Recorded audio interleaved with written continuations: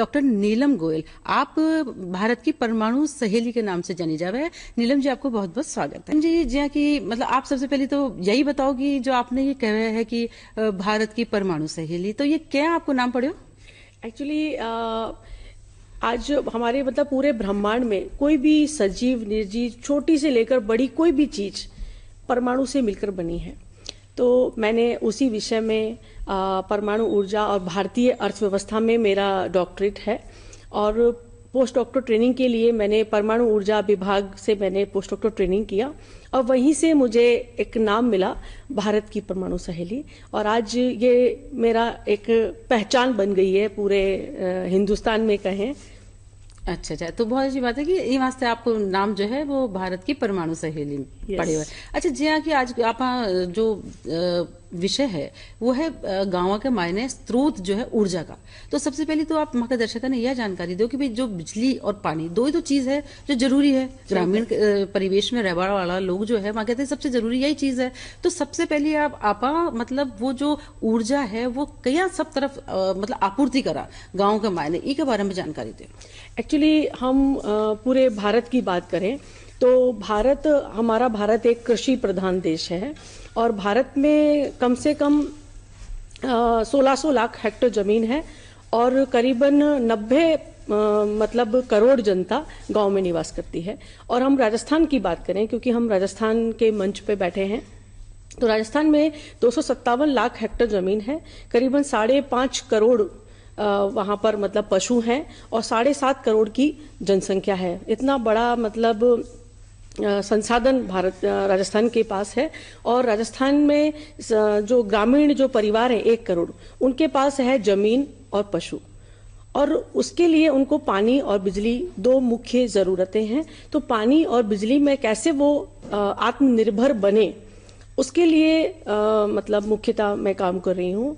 और पानी के क्षेत्र को हम जैसे राजस्थान को ज्यादातर लोग इसी नाम से जाते हैं कि राजस्थान में सूखा प्रदेश, तो राजस्थान को कैसे बाढ़ और सूखे से बचाएं और बिजली के क्षेत्र में कैसे वो आत्मनिर्भर बने, उसके लिए जो बारिश का पानी है, क्योंकि राजस्थान में जो योजनाएं हैं वो करीबन 1977 से बनके तैयार हैं, लेकिन अभी 2 से 5% ही इम्प्लीमेंट हुआ है। तो अभी हम अपने हाथों से अपने आप में क्या कर सकते हैं, तो हमारे पास सबसे बड़ा जो एक बारिश के लिए हमारे पास बहुत बड़ा साधन है वो है बारिश का पानी, जिसको हम रोक सकते हैं, उसको संग्रहित कर सकते हैं। और बारिश का पानी जो शहरों को बाढ़ के रूप में लास्ट ईयर आपने भी सुना होगा, जयपुर में काफी बाढ़ आई थी, तो उस पानी को यदि हम संग्रहित कर लें, उसके लिए गांव-गांव के अंदर तालाब बनते हैं, नहरें बनती हैं, हर खेत पर पौंड बनता है, उससे हम पानी को संग्रहित कर सकते हैं।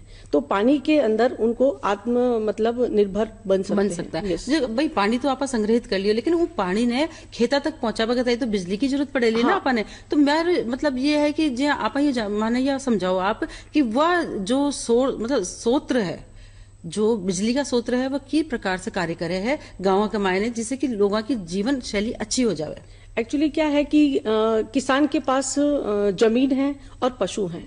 अब जमीन को पानी मिला बारिश के, अब खेती तक इस पानी को पहुंचाना है, उसके लिए वो क्या करेगा, सोलर पंप, मतलब सोलर पंप के द्वारा पानी खेत तक पहुंचेगा और उस पानी को हम मतलब उस पानी का ज्यादा उसका यूज हो सके, ज्यादा पानी कम पानी में ज्यादा खेती ले सके, उसके लिए उसका समुचित यूज करना पड़ेगा ड्रिप इरिगेशन और उसका स्प्रिंकल फवारा सिस्टम के द्वारा। ये भी हमारा चलेगा। तो सबसे पहले तो यह है कि सौर ऊर्जा को अगर आप उत्पादन गांव में किसान अगर करे तो वहां से उन्हें फायदा हो सके कि वो आपका पंप चला, पानी का मोटर का पंप चला और खेत तक आपको पानी पहुंचा सके है। तो ये कहते काय करना चाहे वाना की प्रकार से मतलब सोलर ऊर्जा को उत्पादन की प्रकार से कर सके वे।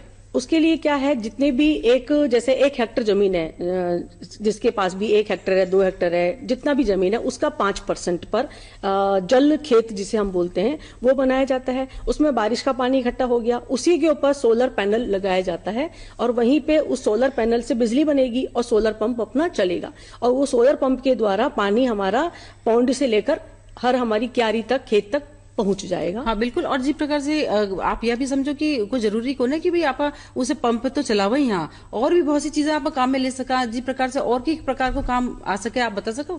पानी के लिए सोलर सोलर का ऊर्जा। तो ये प्रकाश में काम ले सकते हैं। आज गांव के अंदर बिजली की जरूरत है, तो बिजली की जरूरत है, उसके लिए रोड लाइट्स होती हैं, खेती में पानी के लिए पंप का है। तो सोलर एनर्जी एक साफ सुथरी और सस्ती बिजली है। हाँ, जी एक वो लालटेन भी जला सका आप, तो गाँव में तो बहुत जरूरी होगा कि रात बिरात अठे उठी के निकलना हो तो वो सोलर लालटेन आदमी सोलर लालटेन है, सोलर टॉर्च है, बहुत सारे इक्विपमेंट्स हैं जो अभी बाजार में आ गए हैं नए नए। तो सोलर ऊर्जा आने से गांव अपने आप में एक आत्मनिर्भर बन सकते का बिजली के मामले में।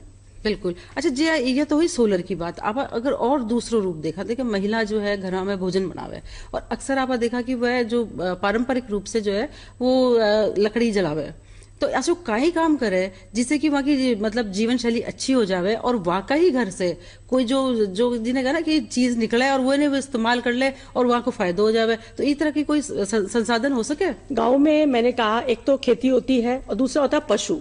पशु मतलब मुख्यतः हम गाय भैंस की बात करेंगे तो उनसे होता है गोबर। तो हमने कई बार देखा कि गांव के अंदर एक गंदगी के रूप में इकट्ठा होता है।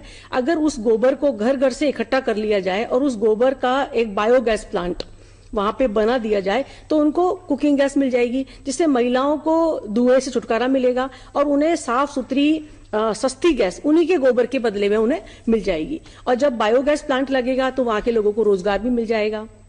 इसके साथ साथ कुकिंग गैस के बाद में जो वो गैस बनाने के बाद जो सैलरी बच जाती है उसको हम बोलते हैं ऑर्गेनिक खाद, और वो खेतों के लिए बहुत बड़ा मतलब एक उर्वरक का काम करता है, जिससे उनकी प्रोडक्टिविटी जो उनकी उत्पादकता है वो बहुत ज्यादा बढ़ जाएगी। तो ये भी एक ऊर्जा का सबसे बड़ा स्रोत है। बायोगैस के द्वारा गांव के अंदर कुकिंग गैस की हम जो आवश्यकता है उसको पूरा कर सकते हैं। इससे भी गांव के अंदर आत्मनिर्भरता आ सकती है। हाँ, क्योंकि जो लकड़ी जलावे एक तो पर्यावरण खराब हुआ है और एक लकड़ी काटे तो पेड़ कटे, और दूसरों का ये कि जो महिला खानों बनावे जो भोजन पकावे उसे उनके धुआं जावे तो धुआं से उन्हें भी कई प्रकार की बीमारियां हो सके, और साथ में छोटे बच्चा ने भी सुआ ले तो उनके भी गला में जो है वह धुआं जावे तो वह भी नुकसान करे। तो भाई ये तो सबसे अच्छी बात यह है कि आप बायोगैस जो प्लांट आप बता रहे हो वो लगा ले, तो वी के कारण